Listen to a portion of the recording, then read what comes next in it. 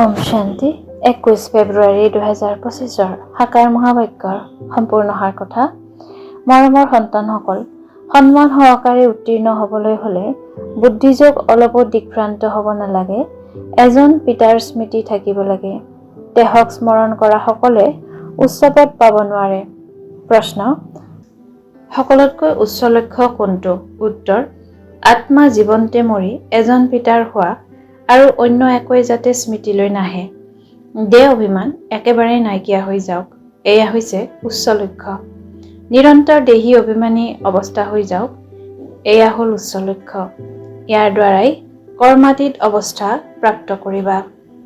ধাৰণাৰ বাবে মুখ্য সাৰ: 1. কোনো দেহধাৰীৰ প্ৰতি আসক্তি ৰাখিব নালাগে। শৰীৰক স্মৰণ কৰাটো ভূতক স্মৰণ কৰাৰ দৰে। সেইবাবে কাৰো নাম ৰূপত আবদ্ধ হ'ব নালাগে। নিজৰ দেহকো পাহৰি যাব লাগে। 2. ভৱিষ্যতৰ বাবে অবিনাশী উপাৰ্জন জমা কৰিব লাগে।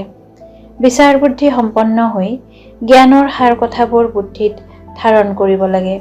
পিতাই যি বুজাইছে সেয়া বুজি লৈ আনকো শুনাব লাগে। বৰদান: কল্প কল্পৰ বিজয়ৰ স্মৃতিৰ আধাৰত মায়া শতৰূপ আহ্বান জনাওঁতা মহাবীৰ বিজয়ী হোৱা।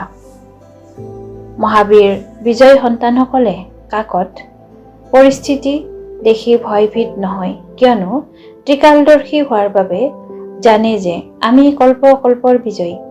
মহাবীৰে কেতিয়াও এনেকৈ ক'ব নোৱাৰে যে বাবা মোৰ ওচৰলৈ মায়াক নপঠিয়াবা, কৃপা কৰক, আশীৰ্বাদ কৰক, শক্তি দিয়ক, কি কৰোঁ কিবা ৰাস্তা দেখুৱাওক, এয়াও দুৰ্বলতা।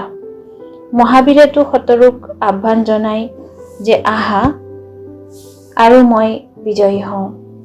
শ্লোগান: সময়ৰ আহ্বান, সমান হোৱা, সম্পন্ন হোৱা। একান্ত প্ৰিয় হ'বলৈ, একতা আৰু একাগ্ৰতা ধাৰণ কৰিবলৈ আজিৰ অব্যক্ত সংকেত। যিকোনো সিদ্ধিৰ বাবে এটাটো হৈছে একান্ত, দ্বিতীয়টো একাগ্ৰতা। দুয়োটা বিধিৰে সিদ্ধি প্ৰাপ্ত কৰে।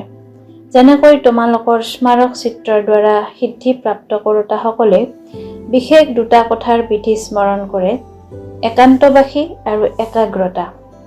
এইটোৱে বিধি তোমালোকে সাকাৰত ধাৰণ কৰা। একাগ্ৰতা কম হোৱাৰ কাৰণেই দৃঢ় নিশ্চয়তাৰ অভাৱ হয়। একান্তবাসী কম হোৱাৰ কাৰণেই সাধাৰণ সংকল্পই বীজ দুৰ্বল কৰি দিয়ে। সেয়েহে এইটো বিধিৰ দ্বাৰা সিদ্ধিস্বৰূপ হোৱা।